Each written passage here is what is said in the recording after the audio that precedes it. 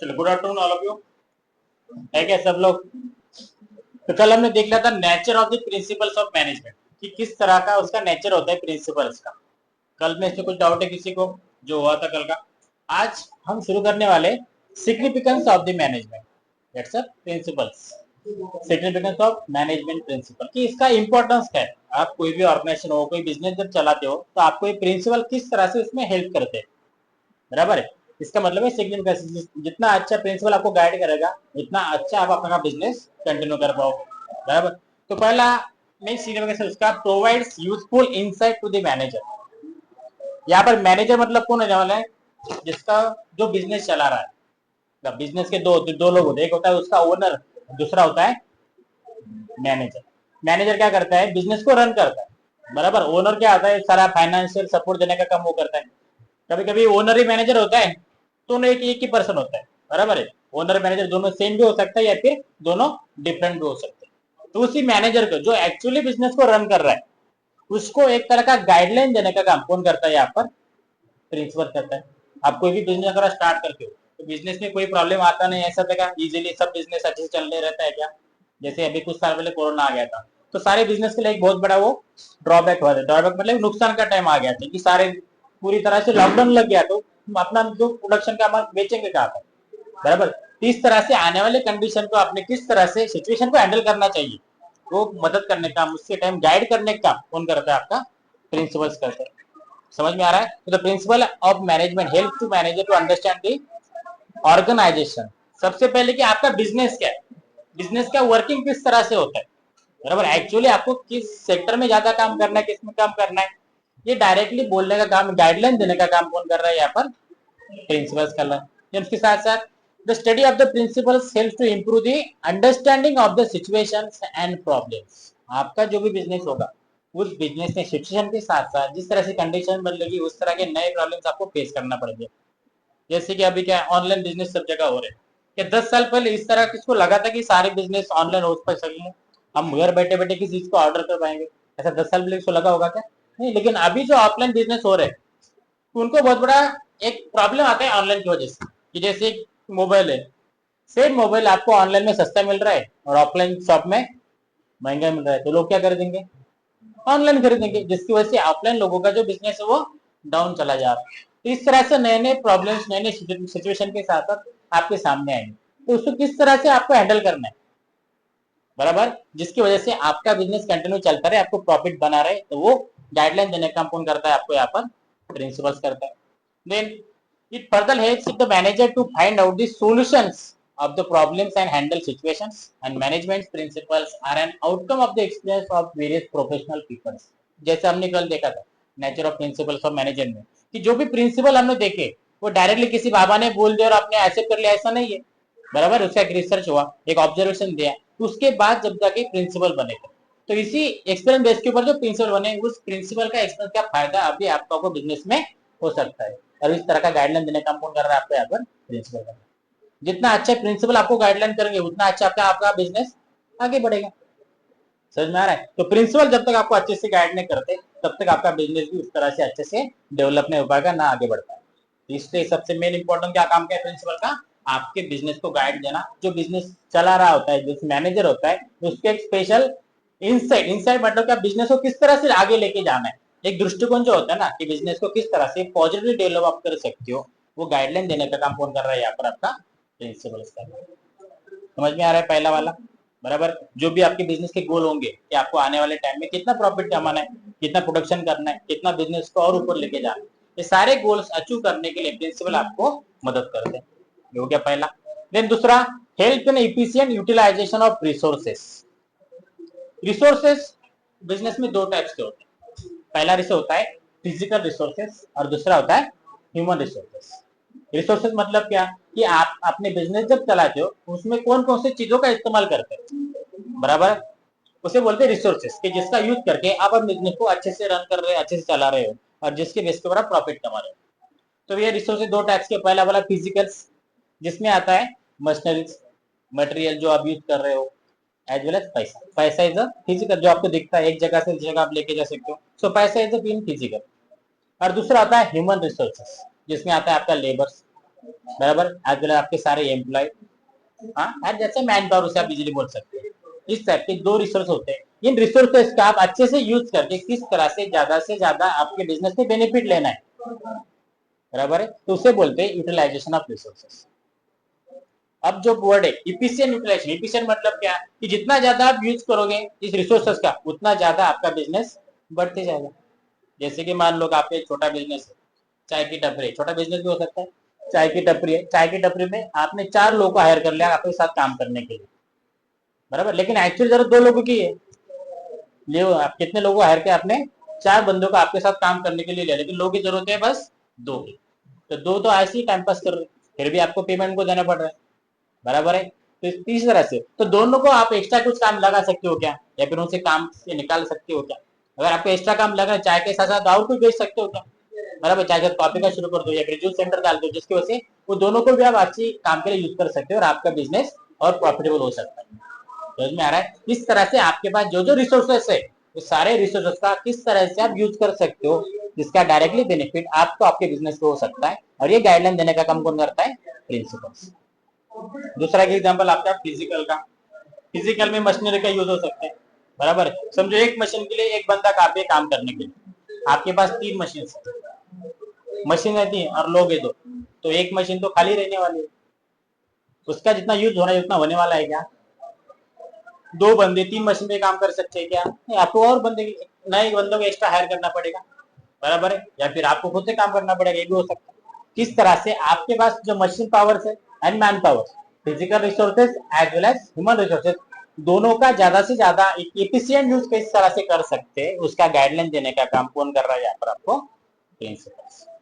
समझ में आ रहा है। देन इसके साथ साथ एक बैलेंस होता है दोनों का, मशीन का काम एंड मैन पावर का काम, दोनों में बैलेंस रखना होता है। अगर आपने मशीन का ज्यादा देर तक यूज करने लगा तो एक टाइम ऐसा का मशीन एक तो जल जाएगी, नहीं तो बंद हो जाएगा, जिसकी वजह से दूसरा काम भी पूरी तरह से बंद हो सकता है। तो एक बैलेंस रखना पड़ता है, किस तरह से आपको काम कंटिन्यू करना होता है। देन अगर आपके जो वर्कर्स है, वर्कर्स ने आपको ज्यादा टाइम काम करने को बोला, आपने ओवर टाइम करो, ऐसा एक दिन ठीक है, आप डेली डेली बोलते जाओगे तो क्या करेंगे, काम पे आना ही छोड़ देंगे, नहीं तो सैलरी डबल मांगेंगे, बराबर है। इस तरह से आपको दोनों को बैलेंस करना, मशीन का work as well as man power and physical work, physical resource, इन दोनों का जब अच्छे से बैलेंस होगा तब जाके आपका बिजनेस को ज्यादा से ज्यादा प्रॉफिट कमाओगे। तो ये बोलने का काम कौन करता है, गाइडलाइन देने का काम कौन कर रहा है, आपको यहाँ पर प्रिंसिपल्स। थर्ड है साइंटिफिक डिसीजंस। अब पूरा जो बिजनेस होता है वो बिजनेस डिपेंड होता है आप क्या डिसीजन लेते हो, बराबर है। अगर आपने किसी चीज का प्रोडक्शन करना है तो कौन सा प्रोडक्ट का आपको प्रोडक्शन करना है, इससे डिसीजन शुरू होता है ना। देन प्रोडक्शन करने के बाद आपको कौन कौन से टेक्निक का यूज करके आपको पूरी तरह से मैन पावर से करना है या मशीन से करना है। जैसे एक पापड़ का बिजनेस है, पापड़ पापड़ का बिजनेस, पापड़ बिजनेस एक मैन पावर एक किसी महिलाओं को काम पे लगाई उनसे भी आप शुरू कर सकते हैं, या फिर डायरेक्टली पापड़ बनने की मशीन भी ला सकते। समझ में आ रहा है। तो एक डिसीजन लेने का, किस तरह का डिसीजन लेके आप अपने बिजनेस को शुरू कर सकते हो, और एक अच्छा पॉजिटिव डिसीजन किस तरह से लेना सकते, तो वो गाइडलाइन देने का काम भी कौन कर रहा है यहाँ पर, आपको प्रिंसिपल्स का। समझ में आ रहा है। So in the business organisation the scientific decision. अब एक साइंटिफिक का मतलब क्या, अब किसी चीज में एक साइंटिफिक लगता है, साइंटिफिक मतलब क्या, एक प्रॉपर एक सिस्टमैटिक मेथड का यूज करके आपके बिजनेस को रन करने के लिए एक प्रॉपर डिसीजन ले सकते हैं, उसे बोलते हैं साइंटिफिक डिसीजन। जैसे कि अब बैलेंस डिसीजन, इसलिए आपको बोला है balance decision principle train the managers to handle the critical situations totally, otherwise the managers have to work always with the trial and error. ये करेंगे तो ये होगा, इसका इम्पैक्ट अगर हमने ये चेंज करके देखा कि चलो कुछ मैन पावर से करेंगे कुछ मशीन के करेंगे, दोनों का यूज किया तो हमें कितना फायदा हो सकता है, बराबर। अभी होता है ना लोगों को मशीन का अच्छा नहीं लगता, किसको लगता है हैंडमेड चाहिए, हैंडमेड पापड़ चाहिए, तो फिर वो भी ऑप्शन अपने पास है। इस तरह से किसमें आपका ज्यादा बेनिफिट हो सकता है, जो डिसीजन लेने के लिए आपके प्रिंसिपल्स मदद करते हैं। समझ में आ रहा है। टॉपिक है आपका जो हमने कल हमने देखा नेचर ऑफ प्रिंसिपल, उसका अगला कि ये प्रिंसिपल आपके बिजनेस में किस तरह से आपको इंपॉर्टेंस देकर बिजनेस को आगे बढ़ाने के लिए मदद करते हैं। जिसमें पहला देख लिया था हमने provide useful insight to the managers. हा हर्षल ऐकले ते व्यवस्थित, इकडे लक्ष दे म्हणजे ते नाही वाचलं तरी नंतर कळून जाईल तुला। सो ये useful insight to the manager, कि मैनेजर को एक डायरेक्शन देने का काम, किस तरह से आपको आपका बिजनेस आगे लेके जाना है, तो उसको गाइडलाइन देने का काम कौन कर रहा है यहाँ पर, प्रिंसिपल। इनसाइट मतलब डायरेक्शन बोल सकते हो आप। दूसरा, helpful in efficient utilisation of the resources, कि जो रिसोर्सेस, दो टाइप के रिसोर्सेस मैंने बोला, एक बोला था फिजिकल रिसोर्सेस और दूसरा बोला मैन पावर यानी ह्यूमन रिसोर्सेस। तो दोनों रिसोर्सेस का किस तरह से यूज कर सकते हो जिसकी वजह से आपका बिजनेस को ज्यादा से ज्यादा प्रॉफिट मिल सके, इसको भी गाइडलाइन देने का हम कौन कर रहा है यहाँ पर, प्रिंसिपल। और तीसरा जो अभी बोला दैट्स अ साइंटिफिक डिसीजन, कि एक बैलेंस डिसीजन आप किस तरह से ले सकते हैं जिसका डायरेक्टली इंपैक्ट आपकी बिजनेस के ग्रोथ के लिए, बिजनेस के प्रॉफिट के लिए होगा। तो ये तीनों प्रकार के एक गाइडलाइन का काम डायरेक्टली कौन कर रहा है यहाँ पर, आपको प्रिंसिपल्स कर। देन फोर्थ है अंडरस्टैंडिंग द सोशल रिस्पॉन्सिबिलिटी, मतलब कि आगे अपना बिजनेस जब चला रहे थे तो आपको खुद का बिजनेस बढ़ाना, ये तो आपका एक पहला मोटिव होता है कि आपको ज्यादा से ज्यादा प्रॉफिट लाना है, लेकिन इसके साथ साथ आपको समाज के लिए भी कुछ काम करना है, या फिर समाज को किस तरह से आप अच्छे से क्वालिटी प्रोडक्ट दे सकते हो इसके लिए भी काम करना है। एक होता है ना ये गोल सा जो आपने बिजनेस का, कि हमारा बिजनेस का जो भी प्रोडक्ट होगा वो ज्यादा से ज्यादा लोगों तक पहुंचना चाहिए, ज्यादा से ज्यादा लोगों ने हमारे प्रोडक्ट यूज करना चाहिए, इस तरह के तो मोटिव होता है। तो उस टाइम जो आप काम कर रहे हो उसमें किसी तरह का गलत काम ना करते हुए सब कस्टमर को, सब तरह के लोगों को अच्छा से अच्छा प्रोडक्ट मिल सके उसके लिए काम करना, उसे बोलते हैं सोशल रिस्पॉन्सिबिलिटी। आपका काम है ना एक रिस्पॉन्सिबल पर्सन होने का, एक रिस्पॉन्सिबल बिजनेसमैन होने के नाते एक अच्छा प्रोडक्ट आप लोगों को दे सके। जैसे कि एग्जाम्पल, आप कोई चीज बेच रहे हो तो उसमें कालाबाजारी ना हो, जो प्रोडक्ट आप दे रहे हो उसमें अच्छा क्वालिटी का प्रोडक्ट हो, ज्यादा से ज्यादा दिन तक लोगों को चले, उसका जो भी प्राइस हो वो प्राइस उनको अफोर्डेबल प्राइस में मिलना चाहिए, लेकिन 10 रुपए की जगह 100 में ना बेचो। 100 में बेच रहे मतलब क्या, लोग लूट कर रहे हो, इस तरह के लूट ना करते हुए एक अच्छा अंडरस्टैंडिंग समझकर, एक अपनी रिस्पॉन्सिबिलिटी समझकर लोगों को अच्छा प्रोडक्ट देने का काम आपको करना होता है, दैट्स अ सोशल रिस्पॉन्सिबिलिटी। क्या बोला इसमें जैसे, so based on every aspect of organization, they are not developed only for the viewpoint of the handling the resources effectively, but they guide the management in the understanding the social responsibility। कौन कौन से आपके social causes है या social चीजों को आपको ख्याल रखना पड़ता है बिजनेस चलाते हुए, तो वो गाइडलाइन का काम कौन कर रहा है यहाँ पर। देन अगर आपने गाइडलाइन का ध्यान रखा तो क्या होगा उसका, we can focus providing quality products as well as in reasonable prices. एक अच्छा प्रोडक्ट आप मिनिमम दाम में या अच्छे दाम में उसको दे सकते हैं, लेकिन उसके साथ साथ किसी तरह का आर्टिफिशियल मोनोपोली सिचुएशन, मोनोपोली बताए कि बस अकेले का रास्ता, जैसे जियो ने कुछ साल पहले किया था। पहले क्या, जियो ने फ्री में सिम कार्ड बांट दी, लोगों को इंटरनेट के लगा दी, हाथ लगा दी, अब सबके पास जियो की सिम कार्ड आ गई। अब उसे पता लगे जिन लोग इंटरनेट के सेवा नहीं जी पाए, अचानक से क्या करते हैं, फ्री वाला इंटरनेट बंद करके रिचार्ज शुरू करते। मतलब उस टाइम के सबसे सबको इंटरनेट की आदत लगाने का किसने किया था, जियो। तो एक पूरी तरह से मार्केट में जियो की मोनोपोली क्रिएट हो गई थी कि सबके पास कौन सा सिम कार्ड है। अब हमने रिचार्ज भी शुरू कर दिया, रिचार्ज का रेट भी शुरू कर दिया, फिर भी लोग क्या करेंगे, यूज तो करने वाले। तो इस तरह से एक आर्टिफिशियल मोनोपोली आप खुद से क्रिएट ना करेंगे, लोगों का ख्याल रखते हुए लोगों को किस तरह से सर्विस देने का काम आप करते हो, तो ये गाइडलाइन देने का काम भी कौन कर रहा है, आपको प्रिंसिपल्स कर रहा है। देन फिफ्थ है इनकरेजेस रिसर्च एंड डेवलपमेंट, कि जिस तरह से टाइम बीतता जाएगा आपको आपके प्रोडक्ट में, आपके बिजनेस में चेंज करना लाना होता है, बराबर। जैसे अभी बोला कि 10 साल पहले किसको पता नहीं था कि ऑनलाइन भी बिजनेस शुरू हो सकता है, बराबर। इसकी वजह से जो ऑफलाइन बिजनेस करते उनका नुकसान हो रहा था, लेकिन अभी उन्होंने नई तरकीब सोची कि हम भी ऑनलाइन बेच लेंगे। उन्होंने भी खुद की क्या कर ली, वेबसाइट शुरू कर दी, खुद से रील बना के डायरेक्टली ऑनलाइन डिलीवरी शुरू कर दी। तो अब उनका नुकसान है क्या कुछ, लेकिन जब वो बस ऑफलाइन कर देता उनका नुकसान होता, लेकिन अब वही प्रोडक्ट को ऑनलाइन भी बेच रहे हो और ऑफलाइन भी बेचते हो। इस तरह से नए नए रिसर्च करके हो या नए नए डेवलपमेंट आप अपने बिजनेस पे लाके किस तरह से ज्यादा प्रॉफिट ला सकते हैं, ये पूरी तरह से गाइडलाइन का कौन कर रहा है आपको, so principles management are very dynamic. Dynamic मतलब वो चेंज होते रहते हैं, जिस तरह से सिचुएशन सामने आएगी उस सिचुएशन को हैंडल करने के लिए आपको गाइडलाइन देकर उसमें चेंज लाने का काम भी कौन करता है, प्रिंसिपल्स करता है। सो दैट जैसे टाइम बीतता जाएगा आपको क्या क्या चेंज लाना है, आपका सिचुएशन देख के क्या करना है, ये सब आपको कौन प्रोवाइड करेगा, इसका गाइडलाइन कौन करेगा, तो प्रिंसिपल्स। अब देखो ऑनलाइन का अगर आपने देखा होगा, कोरोना के पहले की बात और कोरोना के बाद के बाद दोनों में उधर डिफरेंस नजर आता है। कोरोना के पहले ज्यादातर लोग ऑफलाइन चीजें खरीदते थे, लेकिन कोरोना से बाद ये ऑनलाइन बिजनेस ज्यादा बढ़ने लगा। आपने खुद से ऑब्जर्व किया है, कितने साल हो गए कोरोना होकर, 5 साल 5 साल चल रहा है, 4 साल तो पूरी तरह से कंप्लीट हो गया, पर 2020-21 की बात है, 20 में ज्यादातर। तो 20 के पहले का बिजनेस और 20 के बाद का बिजनेस दोनों में अगर डिवाइड करोगे तो 20 के पहले ज्यादा से ज्यादा कौन सा ऑफलाइन बिजनेस चल रहा है, बराबर। कि लोगों को उसके पहले बस डायरेक्ट शॉप में जाके अपना जो चाहिए वो देखो और खरीदो, इसकी आदत थी। लेकिन जब कोरोना जब लग गया, लोग घर बैठे बैठे क्या कर रहे थे, मोबाइल यूज कर रहे थे, बराबर। तो उसमें ये ऑनलाइन का एक एक चलो ट्राई तो करके देखते हैं क्या होता है ऑनलाइन बिजनेस, ऑनलाइन अगर ऑर्डर करते तो इस तरह से लोगों को एक आदत लग गई कि चलो घर बैठे सब आ रहे थे, क्यों जाना है शॉप में, बराबर। इस तरह से ऑनलाइन बिजनेस जो क्या हो रहा है कोरोना के बाद से आपको ज्यादा बढ़ता हुआ नजर आता है। तो ये इसका असर किसको होगा, आपके बिजनेस को होगा। तो ये चेंजेस आपको आपके बिजनेस में कौन से चेंजेस लाने हैं, आपके प्रोडक्ट में कुछ चेंज करना है या नहीं करना, ये सारा कब पता चलेगा आपको, जब आप अपने प्रोडक्ट में रिसर्च करते रहोगे। समझ में आ रहा है। जैसे कि मोबाइल फोन का मामला, 10 साल पहले अगर देखा मोबाइल फोन किस तरह के थे, ऐसे कीपैड वाले थे, बराबर। लेकिन अभी किसका है, अभी कीपैड वाला फोन आपको कभी कभार किसी के पास देखा होगा, लेकिन वो दिखता है कि वो भी है आपके पास, किसी के पास ऐसा कीपैड वाला फोन नहीं ना। तो जिस तरह से रिसर्च होता टाइम बीतता गया था, आपके बिजनेस में नए नए चेंजेस लाते जाएंगे, तो ये गाइडलाइन देने का काम भी कौन कर रहा है आपको, प्रिंसिपल्स का। देन 6 वाला है helps to coordinate and control. अगर आपको आपका बिजनेस बढ़ाना है तो आपके बिजनेस के जो सारे डिपार्टमेंट है उनके साथ एज वेल एज कस्टमर के साथ भी आपका अच्छे से कोऑर्डिनेशन होना जरूरी है।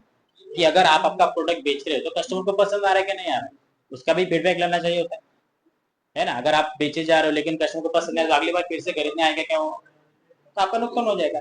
इसके साथ साथ आपका जो पूरा डिपार्टमेंट है ये जैसे काम करने वाले है ना तुषार, जैसे कि मार्केटिंग डिपार्टमेंट है, जिनके रॉ मटेरियल का कौन सी चीज आपको चाहिए होती है वो डिपार्टमेंट है, इस जिसमें इन सारे डिपार्टमेंट जितना अच्छा कोऑर्डिनेशन होगा उतना अच्छा आपका प्रोडक्ट दुनिया के सामने है। इसमें कोऑर्डिनेशन रखने का काम भी कौन करता है, प्रिंसिपल करता है। प्रिंसिपल डायरेक्टली अपने बताता है आप करना, लेकिन एक गाइडलाइन देने का काम पूरी तरह से यहाँ पर आपके प्रिंसिपल्स आपको करते हैं। एंड लास्ट का है डेवलप द ऑब्जेक्टिव अप्रोच। अब आपका बिजनेस का मेन ऑब्जेक्टिव क्या होता है कि आपको बस प्रॉफिट कमाना, बराबर। लेकिन प्रॉफिट कमाते कमाते आप लोगों का नुकसान ना करो, ये भी आपने देखना चाहिए ना। जैसे कि आपने कुछ कल आपको बताया था कि आपकी एक फैक्ट्री है जिसमें आप कुछ भी बना रहे हो, लेकिन आपके फैक्ट्री से निकलने वाला गंदा पानी है या फिर और कोई गैस है जिसकी वजह से आपके एनवायरमेंट का नुकसान हो रहा है, तो ये आपकी वजह से जो नुकसान हो रहा है उसकी भरपाई कौन करेगा, लोग करेंगे।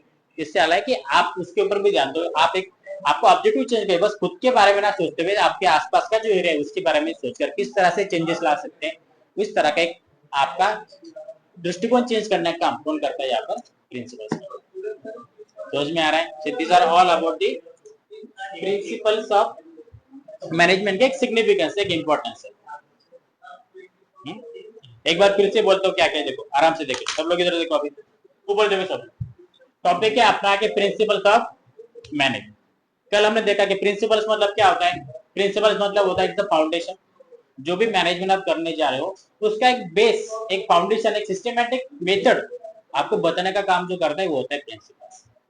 आपको डायरेक्टली किस तरह के मैनेजमेंट करना है वो नहीं बताएगा, लेकिन मैनेजमेंट करते टाइम कौन सी चीजों का आपने ख्याल रखना चाहिए ये होता है प्रिंसिपल्स। तो जैसे आपका पढ़ाई कर रहे हो, पढ़ाई करते टाइम मोबाइल ही नहीं यूज करने का, ये कौन बताता है आपको, घर वाले बताते हैं, इसी बोलते हैं प्रिंसिपल्स।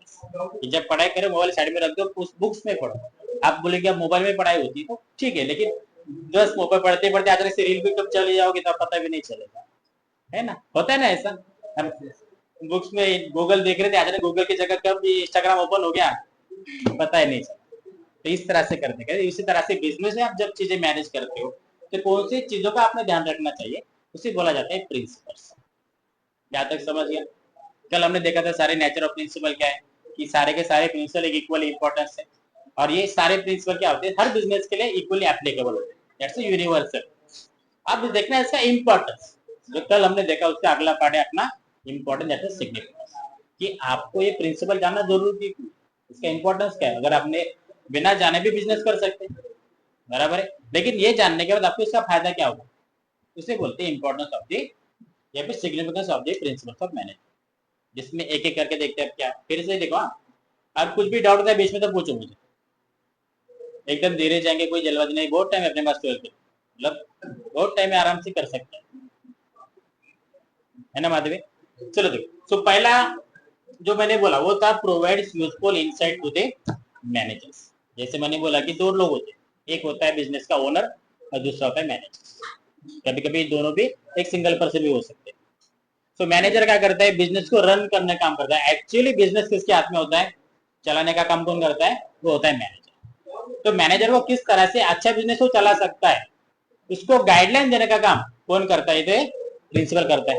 कि आपको बिजनेस में आने वाले जो भी प्रॉब्लम्स होंगे, अलग अलग तरह के सिचुएशन आपके सामने आएगी, उसे आपने किस तरह से हैंडल करना चाहिए, तो उसे गाइडलाइन देकर इस तरह का एक नए नए प्रॉब्लम्स के सोल्यूशन देने का काम कौन करता है, प्रिंसिपल। समझ गए पहला वाला, इसमें कुछ डाउट है? अब देखते हैं दूसरा क्या है, helpful in efficient utilisation of resources. मतलब आपके बिजनेस में जो चीजें आप यूज करते हो उसे बोला जाता है रिसोर्सेज। अरे जैसे आप पढ़ाई करो, पढ़ाई के लिए मेन रिसोर्स क्या होता है, आपकी बुक्स है, नोटबुक्स है, टीचर है, ये रिसोर्स है ना। इस रिसोर्स का यूज करके आपको अच्छे मार्क लाओ। उसी तरह से आपके बिजनेस के रिसोर्सेज में होते हैं वो दो टाइप्स के, एक होता है फिजिकल रिसोर्सेज और दूसरा होता है मैन पावर। फिजिकल मतलब मशीनरीज है, देन इसके साथ आपका पैसा है, एज वेल एज जो कुछ मटेरियल आप यूज करते हो वो सारा आ गया फिजिकल में। और दूसरा है मैन पावर, जैसे आप हम सारे लेबर लोग, सारे एम्प्लॉयमेंट, खुद मैनेजर, ये सबको ने मैन पावर। अब आपको दोनों को कंबाइन करके आपका बिजनेस अच्छे से चलाना होता है, मशीन का भी यूज करना है और मैन पावर का भी यूज करना है। तो ये दो बेसिक आपके रिसोर्सेस है, ये रिसोर्स का किस तरह से अच्छा यूज करके आप बिजनेस में ज्यादा से ज्यादा प्रॉफिट ला सकते हो, तो वो गाइडलाइन देने का काम कौन कर रहा है यहाँ पर, आपका प्रिंसिपल। प्रिंसिपल डायरेक्टली कुछ नहीं करता, बस एक गाइडलाइन देने का काम करता है। कल ही हमने देखना था उसकी तरफ से कि गाइडेंस देने का कौन करता है यहाँ पर, प्रिंसिपल। करना तो खुद आपको होता है, बराबर है। ये हो गया दूसरा। देन तीसरा है साइंटिफिक डिसीजन। अब कोई भी बिजनेस क्यों ना, आपको डिसीजन से स्टार्ट करना होता है। बिजनेस शुरू करना कि नहीं करना, ये भी एक सबसे बड़ा डिसीजन ही होता है, बराबर है। अगर आप बिजनेस शुरू करते कौन सी चीज का करोगे, कौन सा प्रोडक्ट आप बनाओगे या सर्विस में जाओगे, बराबर। तो हर प्रॉब्लम का सोल्यूशन एक गाइडलाइंस देने का काम कौन करता है यहाँ पर, जिस तरह के साइंटिफिक डिसीजन मतलब कहते हैं बैलेंस डिसीजन आप किस तरह ले सकते हो जिसकी वजह से आपका फायदा भी हो सकता है, किसी दूसरे का नुकसान भी ना हो। इस तरह का बैलेंस डिसीजन लेने के लिए आपको कौन मदद करता है, प्रिंसिपल्स। ये हो गया third one. Then fourth, understanding the social responsibility. कि अगर आप खुद का बिजनेस कर रहे हो तो आपके बिजनेस के साथ साथ आने वाला जो भी समाज जुड़ा हुआ है, जो कस्टमर जुड़ा है, उसके बारे में भी आपने सोचना चाहिए, ना कि बस खुद के बारे में। तो चलो आपको ज्यादा प्रॉफिट लाना है, इसलिए आप आपका जो भी प्रोडक्ट, उसकी प्रोडक्ट की प्राइस डबल ट्रिपल रखते हो क्या, नहीं। तो जो लोग खरीदने वाले उनको एफोर्डेबल हो सके, बराबर, उसके साथ साथ उनको एक क्वालिटी प्रोडक्ट मिल सके, उनको किसी तरह की उनका फसवनुक नहीं होनी चाहिए। फसवनुक मतलब उनको फंसने का काम नहीं करना चाहिए कि चलो गलत प्रोडक्ट देकर उनको बस पैसा हमारे घर मिल गया खत्म। इस तरह से ना होते हुए उनका अच्छा क्वालिटी प्रोडक्ट एक अच्छे दाम में प्रॉफिट रिजनेबल प्राइस में उनको देना चाहिए, आपको करता है। इसका गाइडलाइन कौन करता है, प्रिंसिपल। देन फिफ्थ वाला है इंकरेजेस रिसर्च एंड डेवलपमेंट। जिस तरह से टाइम बीतता जाएगा, आपको मार्केट में हो या आसपास के एनवायरमेंट में बहुत सारे नए नए चेंजेस आएंगे। उस चेंजेस को देखकर आपको आपके बिजनेस में क्या करना पड़ेगा, चेंज लाना पड़ेगा, बराबर। जैसे अभी नोकिया फोन पता है सबको, कंपनी का नाम सुना है। नोकिया पहले कीपैड वाले फोन थे जो सबके पास थे पहले, जब कीपैड का जमाना था। लेकिन नोकिया ने अपने खुद के टेक्नोलॉजी किस तरह का चेंज ना किया, आ गए स्मार्टफोन का बदला। आप देखते हैं नोकिया फोन किसके पास, नहीं ना, क्यों कि जब से टाइम चेंज होता गया उसने अपने खुद में बिजनेस में चेंज नहीं लाया, जिसकी वजह से पूरा बिजनेस ही उसका बंद हो गया, फिर लॉस में चला गया। तो ये होता है कि जैसे जैसे टाइम बीतता जाता है आपको आपके बिजनेस में भी नए नए चेंजेस लाना होता है। तो कौन सा चेंजेस लाना है, इसके लिए क्या करना पड़ेगा आपको, रिसर्च। रिसर्च के बाद आपका जब रिसर्च करोगे नई चीज क्या आपको लाना है क्या नहीं लाना है, तब जाके आप अपना बिजनेस अच्छे से आगे बढ़ा सकते हो। तो इसका गाइडलाइन भी कौन देता है आपको, प्रिंसिपल्स। देन सिक्स होता है help to coordinate and control. कि अगर आपको बिजनेस करना है तो बिजनेस के सारे पार्ट्स है, सारे के सारे मेन लोग होते हैं, सबके साथ आपका अच्छा कोऑर्डिनेशन होना जरूरी है। जितना अच्छा कोऑर्डिनेशन रहेगा तब जाके आपका बिजनेस अच्छा प्रॉफिट होगा। नहीं तो एक डिपार्टमेंट है सेल्स, जैसे मार्केटिंग वाला, जो मार्केटिंग करता जाएगा, मार्केटिंग बहुत ज्यादा होगी, लोग बहुत ज्यादा प्रोडक्ट की डिमांड भी करेंगे, लेकिन आपके पास माल ही रेडी नहीं होगा तो क्या होगा, बराबर है ना। तो माल रेडी करने वाला कौन है, दूसरा डिपार्टमेंट। तो उसका इसका सबका कोऑर्डिनेशन होना जरूरी होता है, जिसकी वजह से आपको ज्यादा प्रॉफिट मिल सके। और इसका गाइडलाइन कौन करता है, last, that's a develop and objective approach. जिस तरह से आपका जो अप्रोच है बिजनेस के साथ, बस आपको प्रॉफिट कमाना है, लेकिन ये प्रॉफिट के साथ साथ आप बाकी इन्वायरमेंट का, बाकी लोगों का नुकसान ना करो। इस तरह का ऑब्जेक्टिव रखो, एक आपको पॉजिटिव रिस्पांस सबका मिलेगा। और आपको उसका गाइडलाइन भी कौन करता है, समझ में आ रहा है? जितना देखो क्या होता है कि आपका मार्केट में अगर आपका नाम अच्छा रहा तो क्या होगा, आपका प्रोडक्ट का भी ज्यादा ज्यादा ब्रांडिंग होगा, बराबर। अगर आपने एटीट्यूड चेंज किया, बस आपका प्रॉफिट कमा, तो एक कुछ टाइम तक आपका बिजनेस चलेगा, लेकिन एक बार लोगों को पता चल गया कि ज्यादा पैसा लेता है, खराब माल देता है, तो लोग खरीदेंगे क्या? नहीं, तो आप मार्केट में आपका नाम खराब हुआ, जिसकी वजह से आपका बिजनेस भी लॉस में। इस तरह का गाइडलाइन देने का काम कौन करता है? प्रिंसिपल। ठीक है, ये होता है सीखने का सब्जेक्ट प्रिंसिपल। अब इसमें कुछ डाउट है तो मुझे पूछो। इसी टोटल देख लो 7 है, फर्स्ट चलेगा 7। पहला था प्रोवाइड्स यूजफुल इनसाइट्स, दूसरा helpful in efficient utilisation of resources, then तीसरा साइंटिफिक डिसीजन, फोर्थ है आपका understanding the social responsibility, fifth वाला इनकरेजेस रिसर्च एंड डेवलपमेंट, जैसे R&D बोल सकते हैं उसे हम। 6 helps to coordinate and control, last का डेवलप ऑब्जेक्टिव अप्रोच। ठीक है सर, क्लियर है? इसमें थ्योरेटिकल पार्ट है, इसलिए थोड़ा आपको लग सकता है कि ज्यादा ज्यादा बस वन वे हो रहा है। इसका अगला जो पार्ट है वो होता है थ्योरीज ऑफ मैनेजमेंट। इसमें सबसे पहली थ्योरी आपकी हेनरी फेयर। हेनरी फेयर कौन है, उसने क्या क्या, उसका कौन सा बुक से, और उसने दिए को 14 प्रिंसिपल कौन कौन से, ये अब हम अगले लेक्चर में देखेंगे। ठीक है, तो फिर आज के लिए इतना है। इसमें कुछ डाउट तो मुझे पूछो। रिद्धि, तुषार, क्या है इच्छा में शंका? ठीक है फिर, क्या है?